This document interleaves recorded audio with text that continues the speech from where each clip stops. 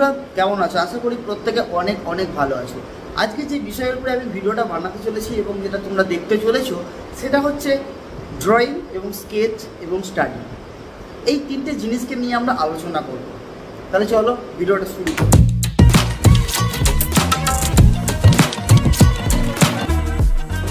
Welcome to my channel motivational art and teaching থেকে আমি অনিরুদ্ধ। দেখো, আমাদের ড্রয়িং এমনকি পেন্টিং করতে গেলে, ছবি আঁকতে গেলে আমাদেরকে ড্রয়িং, স্টাডি এবং স্কেচ এই তিনটে জিনিসের উপর প্রচণ্ড পরিমাণে ফোকাস করতে হয়। সব থেকে ফোকাস করতে হয় স্টাডি, তারপর ড্রয়িং, তারপর স্কেচ। কিন্তু আমি এখানে বলবো, তুমি স্কেচের উপরে যদি বেশি ফোকাস করো তাহলে তোমার বেনিফিটটা অন্যরকম পাবে। তুমি যদি ড্রয়িংয়ের উপর বেশি ফোকাস করো তাহলে তোমার বেনিফিটটা অন্যরকম পাবে।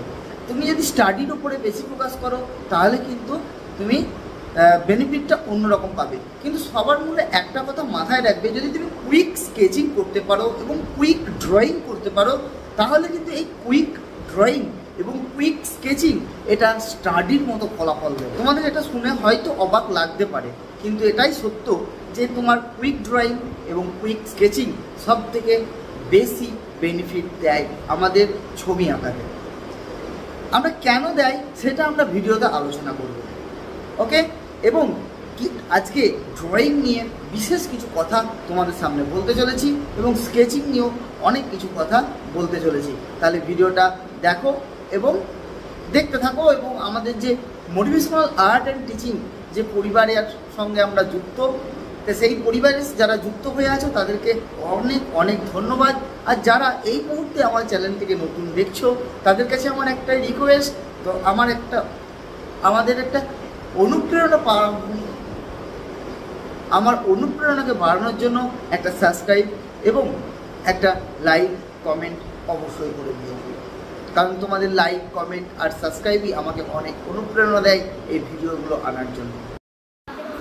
তাহলে চলো আমরা প্রথমেই ড্রয়িংটাকে দেখি। আমরা এখানে কি দেখছি, সাধুর যে ব্যাপারটা দেখো, আমি জাস্ট একটা ওভাল নিয়েছি, তারপরে তার বডির শেপটাকে কিন্তু আমরা নিচ্ছি। আর এইটাই কিন্তু কুইক যে স্কেচ আমরা বলি, সেই কুইক স্কেচ থেকেই কিন্তু এই ফরম্যাটগুলো আসে।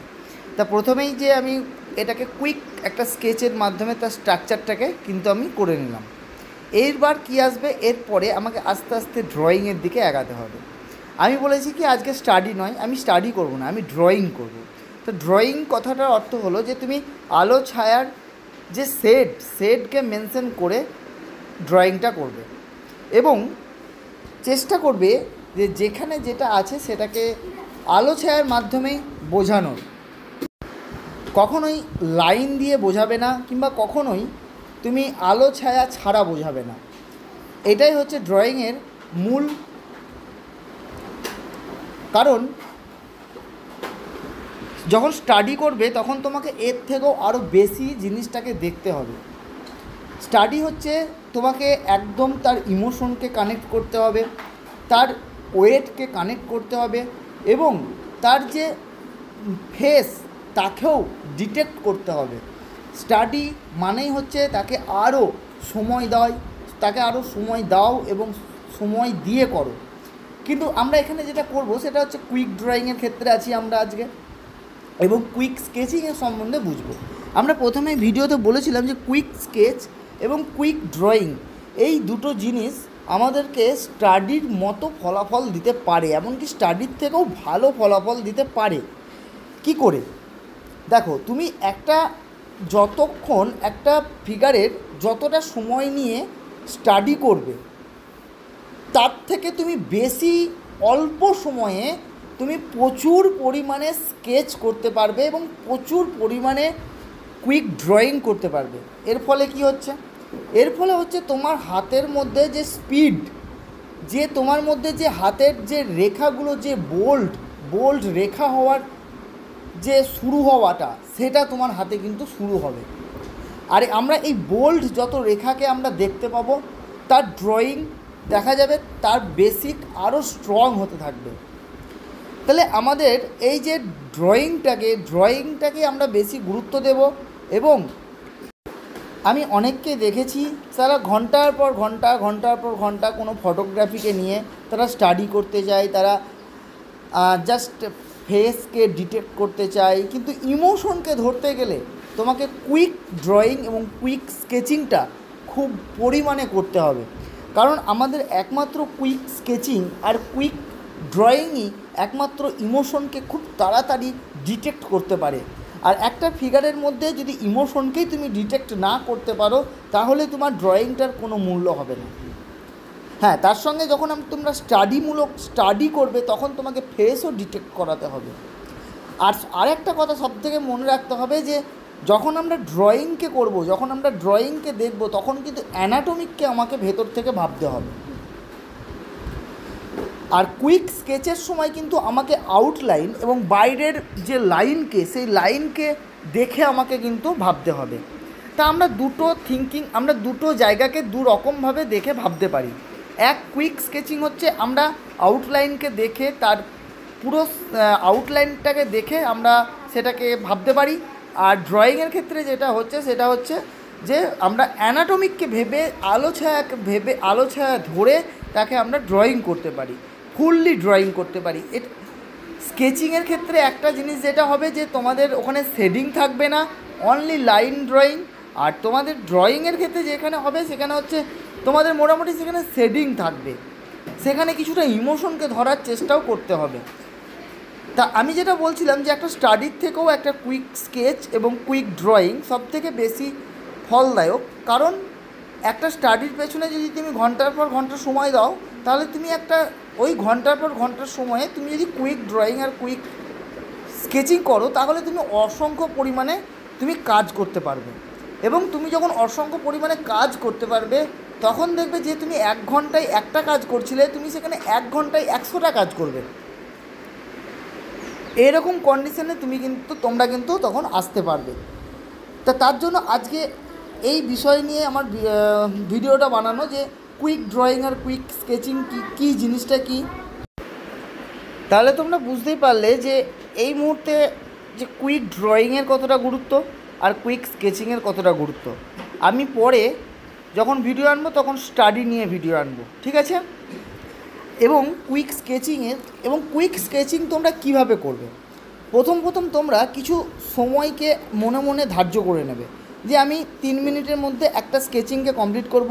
সেই 3 মিনিটটা তোমাকে 1 মিনিটে নিয়ে আসতে হবে, তাহলে সেটাকে আরও কুইকভাবে করা যাবে। একটা কুইক ড্রয়িং বলতে কতক্ষণ তুমি সময় নিতে পারো।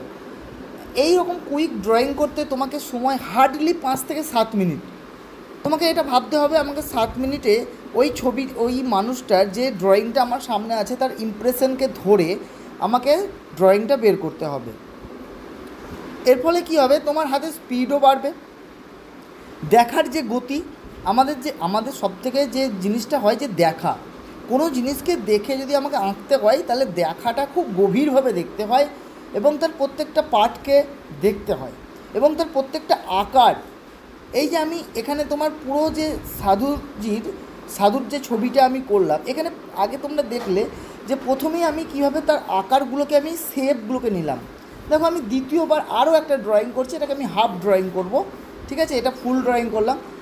কিভাবে আমি জিনিসটাকে ধরলাম, প্রথমেই ওভালে নিলাম, তারপর কিছুটা শেড অ্যান্ড লাইটের মাধ্যমে কিন্তু ধরতে আমি কিন্তু চলে যাচ্ছি। দেখো, আমি এখানে চোখের যে ডিটেলগুলো আমি সেখানে যাচ্ছি না, তোমরা ভালো করে স্পষ্টই বুঝতে পারছো, যেহেতু আমি ছবি সামনেই দিয়ে রেখেছি, ঠিক আছে? একদম যে শ্যাডো অনুযায়ী যে মুখের যে ভাঁজগুলো, সেই মুখের ভাঁজগুলোকে শ্যাডো অনুযায়ী কিন্তু আমি ধরছি। ওকে, তো এইভাবেই তোমাদেরকে জিনিসগুলোকে ধরতে হবে। টাইমটাকে নিজে বেঁধে নিতে হবে যে আমি এই টাইমের মধ্যে আমি এই ড্রয়িং করব, ঠিক আছে? আর তারপরে আস্তে আস্তে সেই টাইমটাকে কমাতে হবে। দেখো, আমি আস্তে আস্তে কিন্তু ওগুলো শেডিং করতে এবং ধরতে পুরো জায়গাটা কিন্তু করতে আমি আসছি, ঠিক আছে? তো এই যে ব্যাপারটা, এই ব্যাপারটা তোমাদেরকে মাথায় রাখতে হবে। এবং সবথেকে যে বড় ব্যাপার হচ্ছে আলো ছায়া। দেখো, আমি প্রত্যেক ড্রয়িংয়েই বলি যে আলো ছায়ার ব্যাপারটাকে কিন্তু মাথায় রাখতেই হবে। সেম কন্ডিশন এখানেও আলো ছায়ার ব্যাপারটাকে মাথায় রাখতে হবে। আর এই যে শেডিংগুলো কিন্তু সবসময় হ্যাচিং প্রসেসে করবে, কোনো সময় ক্রস হ্যাচিংয়ে চলে যাবে, ঠিক আছে? কোনো সময় কাউন্টার হ্যাচিংও হতে পারে। যেমন চুলের ক্ষেত্রে কাউন্টার হ্যাচিং হতে পারে, আবার হ্যাচিংও হতে পারে, ক্রস হ্যাচিংও হতে পারে, কিন্তু কখনোই এটাকে ঘষবে না। শেডিংয়ের সময় তোমরা অনেকেই ভুল করো, যেটা তোমরা ঘষে সেটাকে তোমরা সেট দাও, কিন্তু আমি তোমাদেরকে এখন মানা করবো অ্যাজ এ বিগিনার্স হিসাবে যে ঘষে সেট কখনোই দেবে না। আস্তে আস্তে তোমরা সেটগুলোকে দিয়ে স্ট্রোক দিয়ে বার করবে, তাহলেই দেখবে তোমাদের কাজের মধ্যে আরও গ্রো করতে থাকবে। এভাবে যদি আঁকানো যদি ভালো লাগে, তাহলে তোমাদের একটাই অনুরোধ যে চ্যানেলটিকে সাবস্ক্রাইব করে মোটিভেশনাল আর্ট অ্যান্ড টিচিংয়ের সঙ্গে এবং মোটিভেশনাল আর্ট অ্যান্ড টিচিংয়ের পরিবারের সদস্য হয়ে যেতে আমি রিকোয়েস্ট করব তোমাদের। কারণ তোমাদের একটা সাবস্ক্রাইব এবং কমেন্ট আমার কাছে অনেক গুরুত্বপূর্ণ।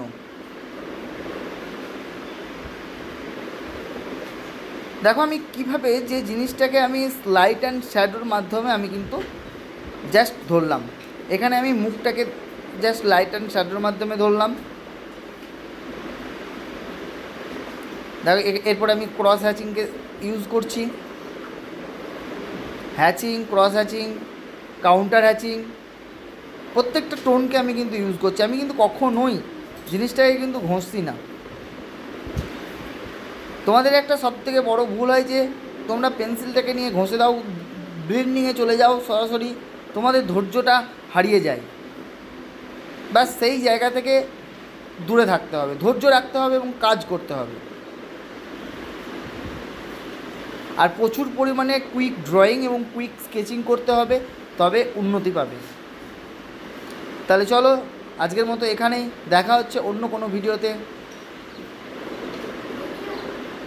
ভিডিওটি দেখার জন্য অনেক অনেক ধন্যবাদ।